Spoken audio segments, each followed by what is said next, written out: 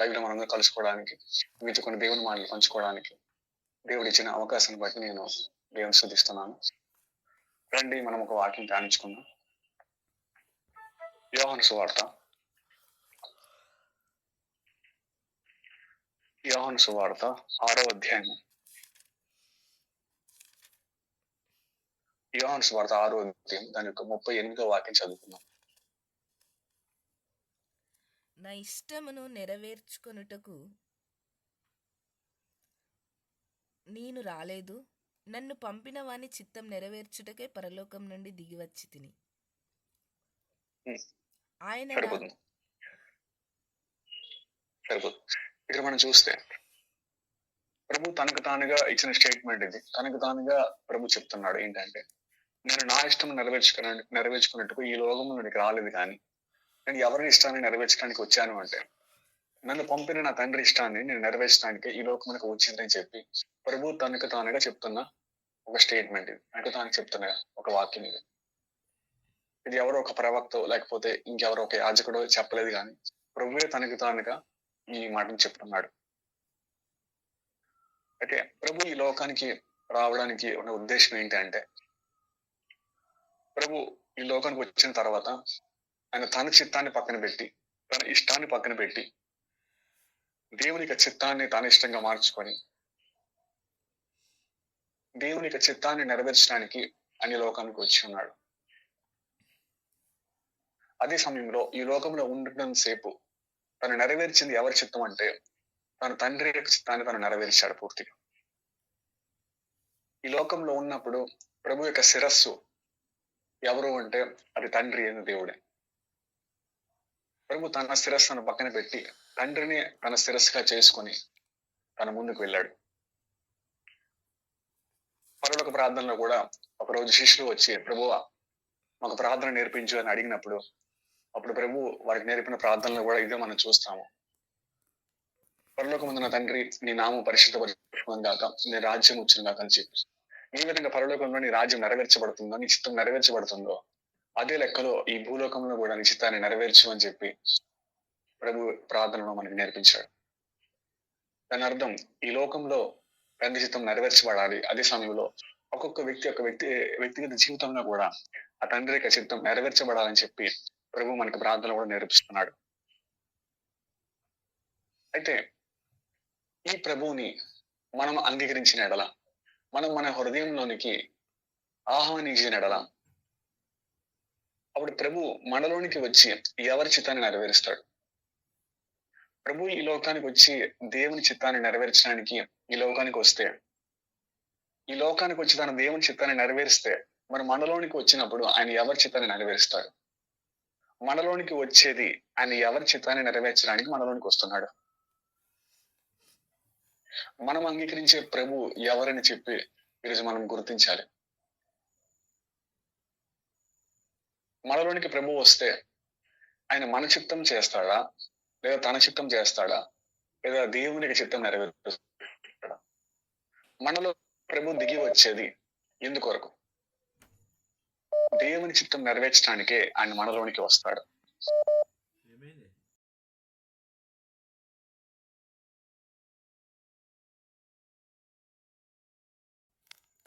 నిజమైన యేసును మనం అంగీకరిస్తే, నిజమైన క్రీస్తుని మనం అంగీకరిస్తే, నిజంగా ఆ యేసు మనలోనికి వచ్చి మనలో నివసించి మనలో తండ్రి యొక్క చిత్తాన్ని ఆయన నెరవేరుస్తాడు.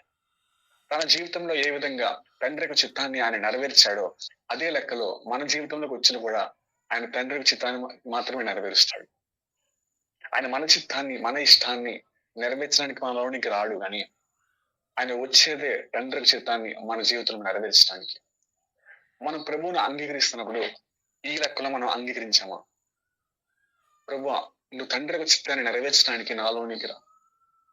ఏ విధంగా పరలోకలో ఆ తండ్రి యొక్క చిత్తం నెరవేరుతుందో అదే లెక్కలో నాలో కూడా నెరవేర్చబడాలి, నాలో కూడా తండ్రి చిత్తం జరగాలనే ఉద్దేశంతో మనం ఈరోజు ప్రభువుని అంగీకరించామా? లేకపోతే వేరొక ఉద్దేశంతో, వేరొక సందర్భానుసారంగా మనము ఈ ప్రభువుని అంగీకరిస్తున్నామా? మనకి వాక్యం తెలుసు, చాలా రకాల యేసులు ఉన్నారు. మనకు తెలిసింది ఒకే ఒక యేసు అయినప్పటికీ కూడా మరి ఒక యేసు ఉన్నాడు అని చెప్పి వాక్యంలో రాయబడి ఉంది. అది ఆ వాక్యం కూడా చదువుదాం మనం ఒకసారి. రెండో కొరింథీయులకు రాసిన పత్రిక 11వ అధ్యాయము. 2 కొరింథీయులకు రాసిన పత్రిక 11వ అధ్యాయము దాని యొక్క 4వ వచనం చదువుకుందాం. ఏలయనగా వచ్చిన వాడెవడైనను మేము ప్రకటింపని మరి యొక్క యేసును ప్రకటించినను, లేక మీరు పొందని మరి యొక్క ఆత్మను మీరు పొందినను, మీరు అంగీకరింపని మరి యొక్క సువార్తను మీరు అంగీకరించినను, మీరు వానిని గూర్చి సహించుట యుక్తమే. సరిపోదు. ఇక్కడ మనం చూస్తే మేము ప్రకటింపని మరి యొక్క యేసును ప్రకటించినను అని చెప్తున్నాడు ఇక్కడ. అంటే దాని అర్థం మరి యొక్క యేసు ఉన్నాడు అని చెప్పి అర్థం. మనమైతే ప్రభు చెప్పిన ఒక మాట చూసాం. ఏంటి అంటే, నేను నా చిత్తాన్ని నెరవేర్చడానికి రాలేదు కానీ తండ్రి చిత్తం నెరవేర్చడానికే నేను ఈ లోకానికి వచ్చాను అని చెప్పి ప్రభు చెప్తున్నాడు. అయితే ఈ స్టేట్మెంట్ ఇచ్చిన వ్యక్తి ఎవరు అంటే ఇతడు నిజమైన యేసు. కానీ ఇక్కడ చెప్తుంది ఏంటంటే మరి యొక్క యేసు కూడా ఉన్నాడు అని చెప్పి చెప్తున్నాడు. అంటే ఈ స్టేట్మెంట్ కి ప్రభు ఇచ్చిన ఈ యొక్క వాక్యానికి విరుద్ధంగా ఎవరైనా చెప్తే అక్కడ పనిచేస్తుంది ఎవరు? అక్కడ మరి యొక్క యేసు పనిచేస్తున్నారు. అక్కడ ఉన్నది నిజమైన యేసు కాదు కానీ మరి యొక్క యేసు పనిచేస్తున్నారు. మీరు ప్రభువుని అంగీకరించండి, ప్రభు మీ యొక్క ఇష్టాన్ని నెరవేరుస్తాడు, ప్రభు మీ యొక్క కోరికలు నెరవేరుస్తాడు, మీరు ఏమైతే ప్రభు ఇస్తాడు అని చెప్పి ఎవరైనా చెప్తే వారు ప్రకటిస్తుంది ఏ యేసుని? నిజమైన యేసుని కాదు, వారు మరి యొక్క యేసుని వారు ప్రకటిస్తున్నారు.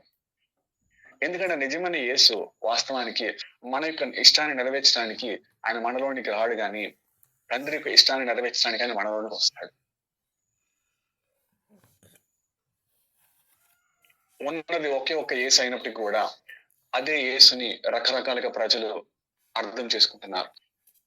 రకరకాల కోణాల్లో ఈరోజు ప్రజలు ఆ ప్రభువుని చూస్తున్నారు. ఒకరోజు కైసరియా ప్రాంతానికి తన శిష్యులను తోడుకుని పోయి ప్రభు అక్కడికి వెళ్ళినప్పుడు ప్రభు ఆ శిష్యులతో ప్రశ్నిస్తున్నాడు, మనిషి కుమారుడి గురించి ప్రజలు ఏమనుకుంటున్నారని చెప్పి ప్రశ్నిస్తున్నాడు.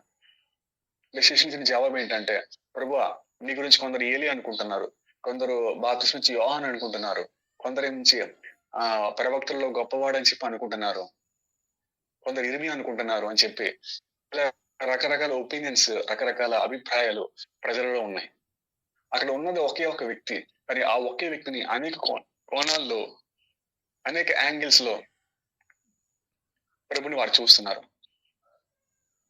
కానీ వాస్తవానికి నిజంగా ప్రభు ఎవరనేది అక్కడ అర్థం చేసుకుంది కేవలం పేతురు మాత్రమే. అయితే మీరేమనుకుంటున్నారని చెప్పి ప్రభు శిష్యుని అడిగినప్పుడు దాంట్లో పేతురు చెప్తున్నాడు, నీవి జీవం కలిగిన దేవుని కుమారుడు అని చెప్పి అక్కడ పేతురు చెప్తున్నాడు. ఈరోజు ప్రభు ఎవరు అని మనం గుర్తించాలి.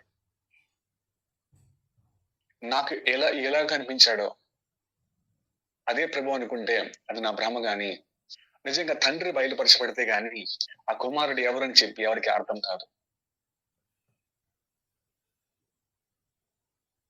నిజమైన యేసుని మనం అంగీకరిస్తే, ఆ నిజమైన ప్రభువుని మనం అంగీకరిస్తే మనలో ఒక మనసు ఉంటుంది. ఆ మనసు ఏంటి అంటే, నేను దేవుని చిత్తం చెయ్యాలి అనే ఒక మనసు. అయితే ఈ రోజు మనలో ఉన్న మనసు ఏంటి? మనలో ఉన్న మనసు ఎలా ఉంది? ఎవరికి అనుకూలంగా ఉండాలని మన మనసు కోరుకుంటుంది? ఎవరి చిత్తం చెయ్యాలని మన మనసు ఇష్టపడుతుంది? అనుక్షణం ఎవరికి ఇష్టానుసారంగా జీవించాలి అని చెప్పి నా మనసు నాకు చెప్తుంది. వాక్యంలో ఏముందని కాదు, వాక్యంలో ఎవరి ఇష్టం నెరవేర్చాలి ఎక్కడ ఏముందని కాదు, కానీ నా మనసు ఏం చెప్తుంది? నా మనసు ఎవరి ఇష్టాన్ని నెరవేర్చాలని అది కోరుకుంటుంది, అది ఇష్టపడుతుంది అని మనం పరిశీలించాలి. ఎందుకంటే ప్రభు మనలో ఉన్నాడలా, ప్రభు యొక్క మనసు మనలో ఉన్నాడలా. మన యొక్క మనసు ఏం కోరుకుంటుందంటే, నేను దేవుని చిత్తం నెరవేర్చాలి అని చెప్పి నా మనసు కోరుకుంటుంది. నేను దేవుని చిత్తం చేస్తున్నానా చేయడం లేదని కాదు, నేను చేయగలుగుతున్నానని చేయలేకపోతున్నానని కాదు, కానీ నా మనసు కోరుకుంటుంది ఏంటి? నా మనసు అనుక్షణము దేనిని చేయాలని కోరుకుంటుంది. అయ్యో నేను ఈరోజు పూర్తిగా దేవుని చిత్తం చేయలేకపోయాను, దేవుని చిత్తాన్ని పర్ఫెక్ట్ గా నేను చేయలేకపోయాను అని చెప్పి మనసు అది బాధపడుతుందా? లేదా దేవుని చిత్తం చెయ్యాలి, పూర్తిగా నెరవేర్చబడాలి నా జీవితంలో, నా చిత్తం నెరవేర్చబడకూడదు, లేదా ఇంకా ఒక మానవుని యొక్క ఆలోచన నెరవేర్చబడకూడదు, కానీ పూర్తిగా దేవుని యొక్క సంకల్పం, దేవుని యొక్క ఉద్దేశము, దేవుని యొక్క చిత్తము నా జీవితంలో నెరవేర్చబడాలి, నా వ్యక్తిగత జీవితంలో, నా కుటుంబంలో నెరవేర్చబడాలి అని నా మనసు కోరుకుంటుంది. ఈ లెక్కలో కోరుకునే ఎడల నాలో ఉన్నది నిజమైన యేసే. కానీ ఈ మనసు కాకుండా మరి ఒక మనసు నాలో ఉంటే, నాలో ఉన్నది నిజమైన యేసు కాదు, కానీ మరి ఒక యేసు నాలో ఉన్నాడు. నేను మరి ఒక యేసుని అంగీకరించాను, మరి ఒక యేసుని నేను విన్నాను, మరి ఒక యేసుని ఎవరో ప్రకటిస్తే నేను ఆ యేసుని నేను అంగీకరించాను. ఇది మొట్టమొదటిగా నిజమైన యేసుని మనం అంగీకరించినప్పుడు మన మనసులోనే ఒక మార్పు వస్తుంది. మన మనసు పూర్తిగా దాని యొక్క ఉద్దేశం మారిపోతుంది. ఇప్పటి వరకు నా చిత్తం చెయ్యాలి, నా ఇష్టం నెరవేర్చబడాలి, నా కోరికలు నెరవేర్చబడాలని చెప్పి ఆ కోరుకున్న మనసు అది తొలగిపోతుంది. ఆ రాతి మనసు తొలగిపోతుంది. ఒక నూతన మనసు, ఆ ప్రభు యొక్క మనసు నాలో అది పుడుతుంది. ఆ మనసే తండ్రి చిత్తాన్ని నెరవేర్చడానికి ఎప్పుడు అది ఇష్టపడుతుంది, ఎప్పుడు అది కోరుకుంటుంది. ఈరోజు నిజమైన ఆ యేసుని అంగీకరిస్తే ఆయనే మనకు శిరస్సుగా ఉంటాడు. ఈరోజు ప్రభు యొక్క సంఘములో నేను ఉన్నాననడానికి రుజువు ఏంటి? ప్రభు ఎవరికైతే శిరస్సుగా ఉన్నాడో వారే సంఘంలో అవయవాలుగా ఉన్నారు. ఎలాగైతే శరీరంలో రకరకాల అవయవాలు ఉన్నాయో, అయితే కానీ ఈ అవయవాలన్నిటికీ కూడా ప్రభువే శిరస్సుగా ఉన్నాడు. ప్రభు నుండి ఆజ్ఞ ఈ అవయవాలన్నిటికీ బయలుదేరుతుంది. ప్రతి అవయవం కూడా ఆ శిరస్సు నుంచి వచ్చిన ఆజ్ఞ ద్వారానే అది పనిచేస్తుంది. అదే లెక్కలో ప్రభు యొక్క శరీరంలో, ప్రభు యొక్క శరీరమైన సంఘంలో నేను ఉన్నాను అని చెప్పి దానికి ఉన్న రుజువు ఏంటి అంటే, నేను ప్రభువుని నా శిరస్సుగా నేను ధరించుకుంటే, ప్రభు నా శిరస్సుగా ఉంటే దాని అర్థం నేను ప్రభు యొక్క సంఘంలో ఉన్నానని చెప్పి. ప్రభు నాకు శిరస్సుగా కాకుండా మరొక వ్యక్తి నాకు శిరస్సుగా ఉంటే నేను ప్రభు యొక్క సంఘంలో లేను, ఆ వ్యక్తి యొక్క సంఘంలో ఉన్నాను.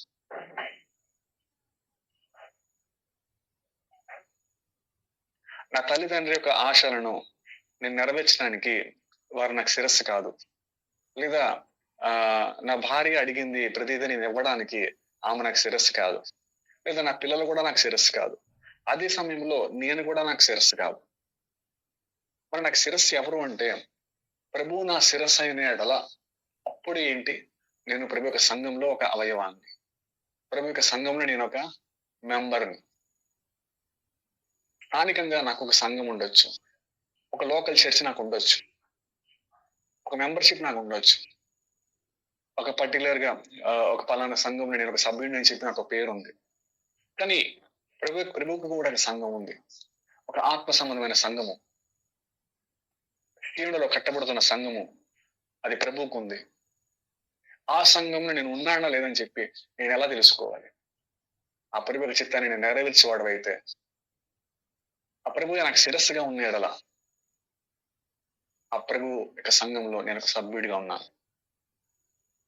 ఇది కాకుండా ప్రభు నాకు శిరస్సుగా లేడు, ఇంకెవరో శిరస్సుగా ఉన్నారు, లేదా నాకు నేను శిరస్సుగా ఉన్నాను అంటే నేను ఏదో ఒక సంఘంలో ఉన్నాను కానీ, ఎవరో ఒక వ్యక్తి యొక్క సంఘంలో ఉన్నాను కానీ, ఏదో స్థానికంగా ఉన్న సంఘంలో ఒక సభ్యుడిగా ఉన్నాను కానీ, ప్రభు యొక్క సంఘంలో నేను సభ్యుడిగా లేను. ఈ విషయాన్ని నేను గుర్తించాలి. ఈరోజు ఎవరి చేత నేను నడిపించబడుతున్నాను, ఎవరిని శిరస్సుగా నేను ధరించుకున్నాను? ఒకసారి ప్రభు అన్నాడు, ప్రభు ఉపమాన రీతిగా వారు బోధిస్తున్నప్పుడు ఒక వ్యక్తి వచ్చి ప్రభుతో అంటాడు, నీ తల్లిని సహోదరులు బయట ఎదురు చూస్తానని చెప్పి ప్రభు తానికి చెప్తున్నప్పుడు ప్రభు అంటాడు, ఎవరు నా తల్లి, ఎవరు నా సహోదరుని చెప్పి.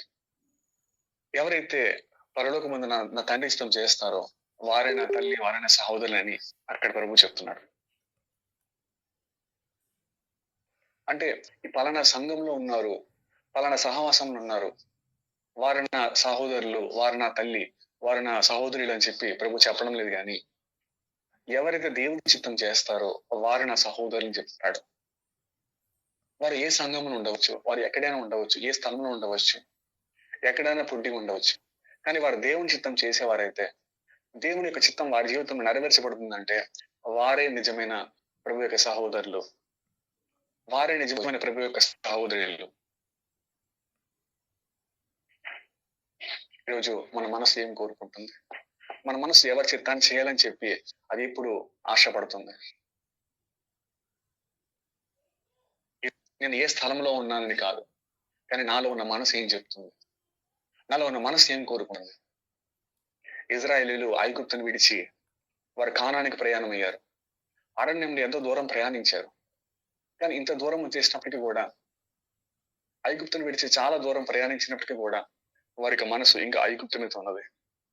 దేవుడు వాగ్దానం చేసిన ఆ కణాను మీద లేదు. కానీ దేవునికి సంకల్పం ఏంటి వారికి అర్థమైనప్పటికీ కూడా, మోషే ఇన్ని అద్భుతాలు చేసినప్పటికీ కూడా వారి మనసు అనేది ఇంకను ఆ యొక్క ఐగుప్తు మీదనే ఉంది.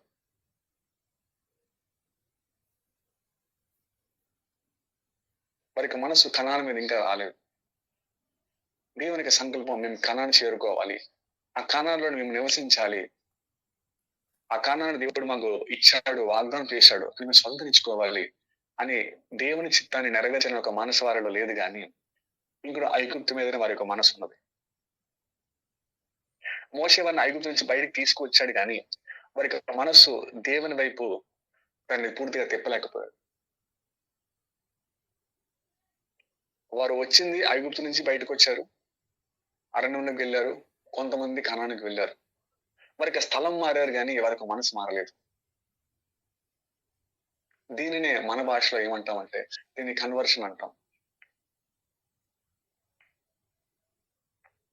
అన్ని జనుడిగా ఉన్న వ్యక్తిని ఆ వ్యక్తి క్రైస్తవుడిగా మారితే దీనిని కన్వర్షన్ చెప్పి అంటారు. ఇది బాగానే ఉంది, కానీ అయితే ఆ వ్యక్తి అన్యజనుడిగా ఉన్నప్పుడు ఏ మనసును కలిగి ఉన్నాడో ఇప్పుడు క్రైస్తవుగా ఉన్నప్పుడు కూడా ఇదే మనసు కలిగి ఉంటే ఆ కన్వర్షన్ ఉన్న అర్థం లేదు. అతను కేవలం కన్వర్ట్ మాత్రమే అయ్యాడు, కానీ అతను తన మతం మార్చుకున్నాడు, కానీ అతను తన మనసు మార్చుకోలేదు.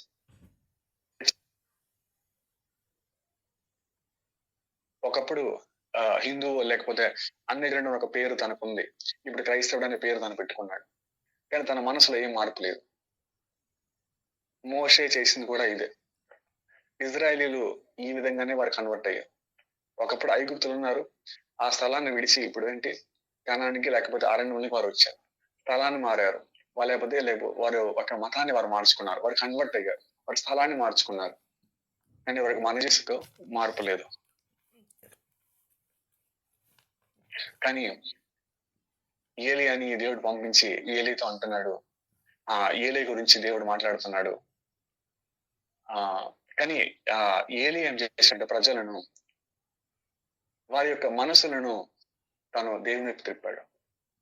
అందుకే బాప్తిస్మం ఇచ్చే యోహాను విషయంలో దేవుడు వాగ్దానం చేశాడు ఏంటి అంటే, అతడు నాకు ముందుగా నా దూతను పంపుచున్నాను, అతడు పిల్లల యొక్క మనసును తండ్రులు తిప్పుతాడు, తండ్రుల యొక్క మనస్సును పిల్లలు తిప్పుతాడు అని చెప్పి యోహాను విషయంలో దేవుడు ప్రవచించాడు. యోహాను ఏలియా వంటి ఆత్మ కలిగిన వాడు అని చెప్పి అక్కడ దేవుడు మాట్లాడుతున్నాడు మలకీ గ్రంథం.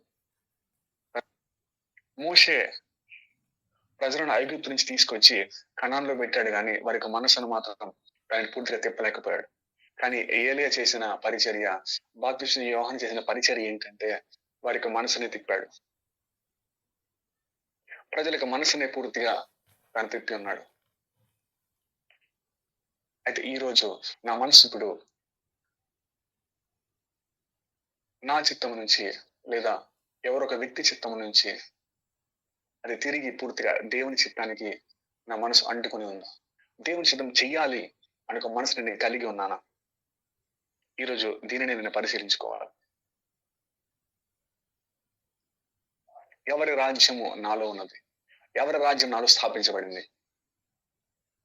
ఏ రాజ్యం ఉంటే, ఎవరి రాజ్యం ఉంటే నేను ఆ రాజుకి నేను భయపడతాను. నేను ఒక రాజ్యంలో ఉన్నాను, ఆ రాజ్యంలో ఉన్నప్పుడు ఆ రాజు ఎవరైతే నేను ఆ రాజుకే ఖచ్చితంగా భయపడతాను.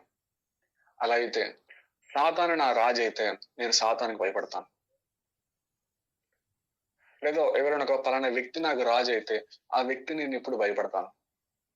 కానీ ప్రభువుకి ఎప్పుడు భయపడతానంటే ప్రభువు నా రాజుగా ఉన్నప్పుడే నేను ప్రభువుకు భయపడతాను.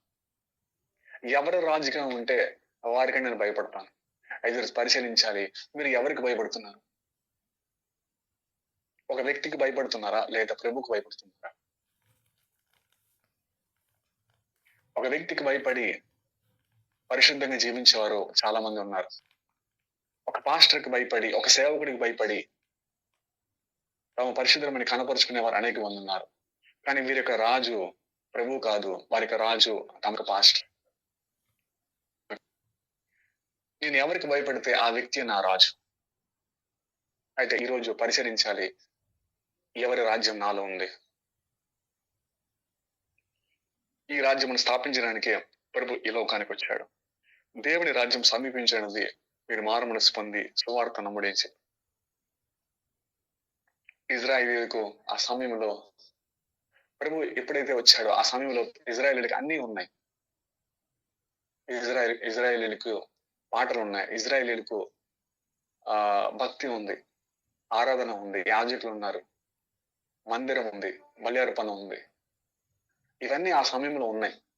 కానీ లేనిది ఏంటంటే దేవుని రాజ్యం అనేది వారిలో లేదు.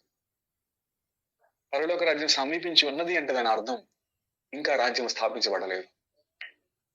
ఆ రాజ్యం ఇంకా వారిలో దిగి రాలేదు. కనుకనే అధికారులలో పరిసర యొక్క భయం ఉంది, కానీ దేవుని యొక్క భయం లేదు. ప్రజలలో అధికారుల యొక్క భయము, పరిసర యొక్క భయం ఉంది, కానీ దేవుని యొక్క భయం వాళ్ళలో లేదు. కానీ ఆ దేవుని రాజ్యం ఎప్పుడైతే స్థాపించబడుతుందో అప్పుడు నాలో దేవుని భయం అనేది కలుగుతుంది.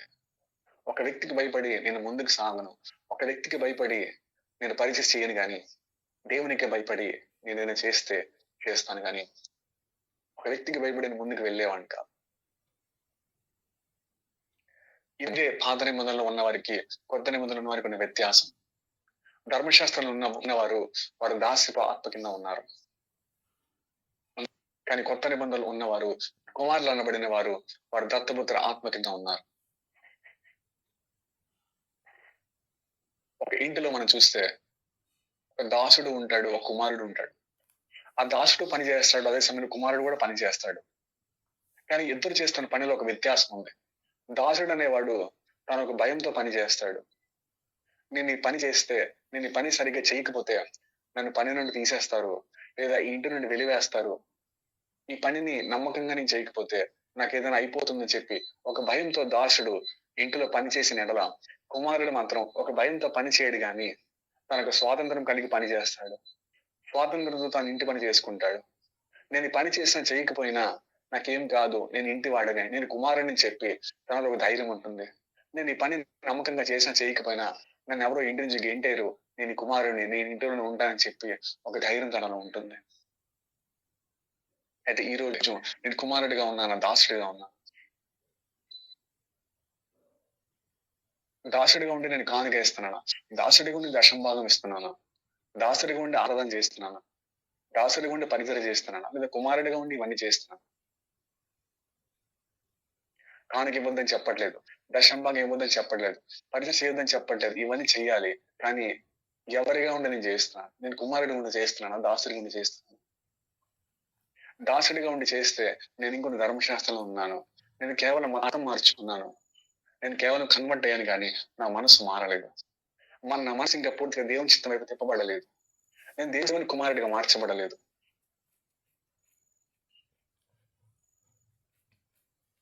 ఎంతో మంది ప్రవక్తలు ఈ మనసును తిప్పడానికి ప్రయత్నించారు, కానీ పూర్తిగా అది దేవుని వైపు తిప్పడానికి ఆ మనసు పూర్తిగా చెడిపోయింది.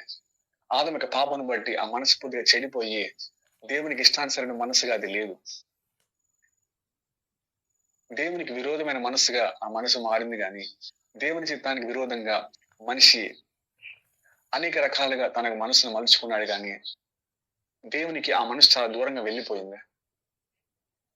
కానీ ఈ మనసును మార్చడానికి, ఈ మనసును వరలా దేవుని వైపు తిప్పడానికే ప్రభు ఈ లోకానికి వచ్చి ఉన్నాడు.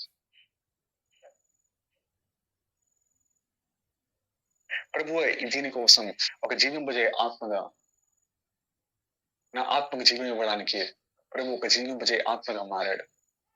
అనేక జీవం అనుగ్రహించడానికి, అనేక జీవింపజేయడానికి తానే ఒక జీవింపజే ఆత్మగా ప్రభు మారి ఉన్నాడు.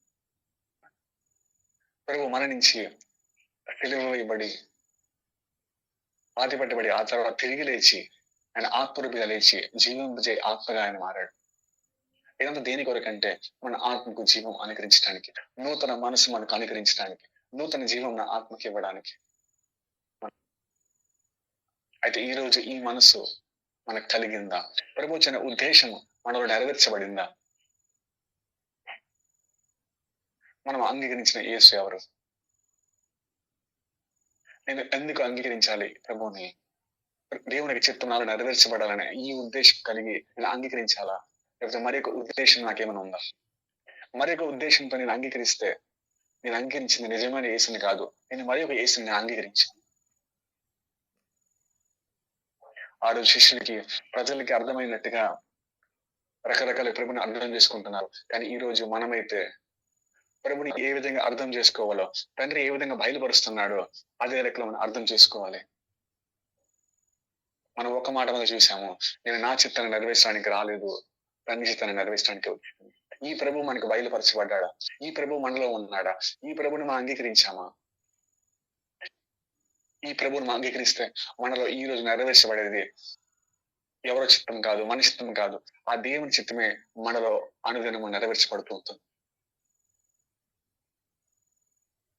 ప్రభువే తన చిత్తాన్ని, ప్రభువే తండ్రి యొక్క చిత్తాన్ని మనలో నెరవేరుస్తుంటూ తాను ముందుకు వెళ్తాడు.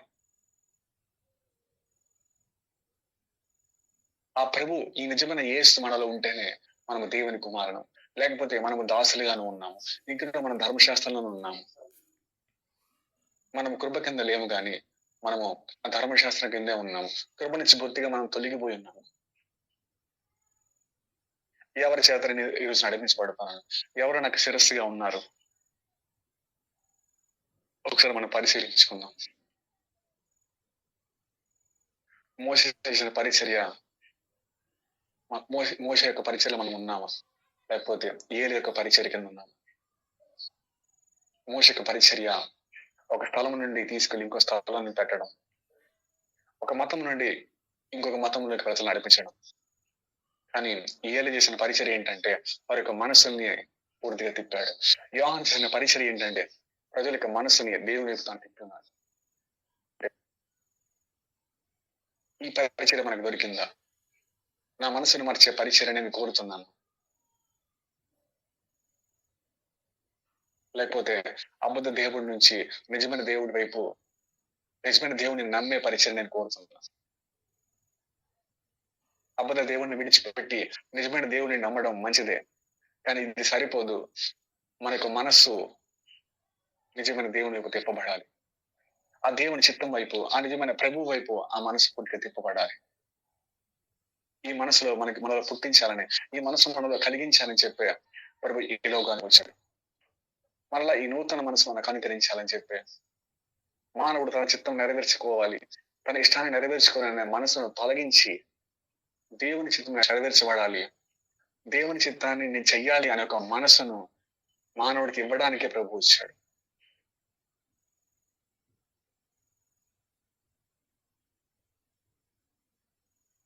ఈరోజు ఎవరికి మన సహోదరులు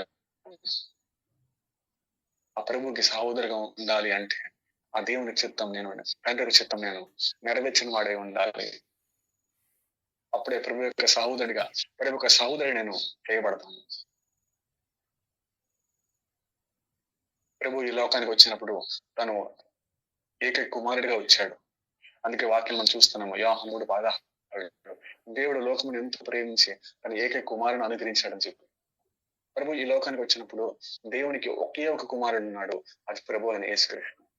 కానీ ప్రభు మరణించి పాతిపెట్టబడి తిరిగి లేచినప్పుడు ఆయన ఏకైక కుమారుడే లేవలేదు, ఆయనతో పాటు అనేక మందిని ఆయన జీవింపజేశాడు. అనేక మంది కుమారులు ఆ సమయంలో జన్మించారు. అందుకే వాక్యంలో ఉంది, రోమ 8లోని ఆయన జ్యేష్ఠుడగునట్లు అనేకులను ఆయన నీతిమంతులుగా తీర్చాడని వాక్యంలో ఉంది. ఈ లోకానికి వచ్చినప్పుడు ప్రభు ఏకైక కుమారుడు కానీ ఆయన తిరిగి లేచినప్పుడు మాత్రం ఇప్పుడు ఏకైక కుమారుడు కాదు, ఆయనతో పాటు అనేక మంది కుమారులు జన్మించారు, అనేక మందిని ఆయన జన్మింపజేశాడు. అయితే ఈ రోజు ప్రభు ఏ ఉద్దేశంతో ఈ లోకానికి వచ్చాడో అదే ఉద్దేశం నాలో నెరవేర్చబడాలి అని ఎవరికైతే ఉందో, ఎవరైతే ఆ ప్రభుని ఈ లెక్కలో అంగీకరిస్తున్నారో వారు ప్రభుకి సహోదరుగా మార్చబడతారు, వారు దేవుని కుమారులుగా మార్చబడతారు. వారు తమ రాజ్యం కాదు, వాళ్ళ దేవుని రాజ్యమే ఉంటుంది. వారి మారు మనసు పొందిన వారు, వారికే ప్రభు శిరస్సుగా ఉన్నాడు. వారి ప్రభు సంఘంలో ఒక సభ్యుడిగా ఉన్నారు.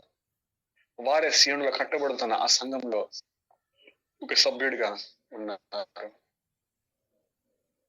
ప్రభుకు ఒక నివాస స్థలంగా, ప్రభుకు ఒక సంఘంగా వారి కట్టబడుతున్నారు. ప్రభుని మనం అంగీకరిస్తున్నప్పుడు ఏ రకంలో మనం అంగీకరించాం. ప్రభు నాకు పరిచయం చేయవాడు కాదు, కానీ నేనే ప్రభుకు పరిచయం చేయవాడిని. ప్రభువే నాకు ప్రభుగా. మనం అంగీకరిస్తున్నప్పుడు ఏమైనా అంగీకరిస్తున్నాం? ప్రభుని రక్షకుడిగా అంగీకరిస్తాం, అదే సమయంలో ప్రభువుగా అంగీకరిస్తాం.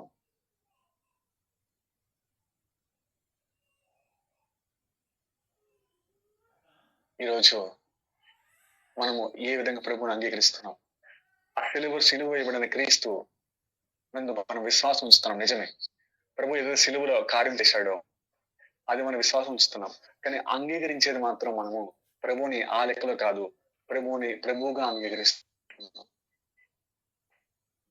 ఆయన నా మీద ఏలుబడి చేసేవాడు, ఆయన నా శిరస్సు, ఆయన నా మీద ప్రభుత్వం చేయవాడని చెప్పి నేను ఈ లెక్కలో ప్రభువుని అంగీకరిస్తున్నాను.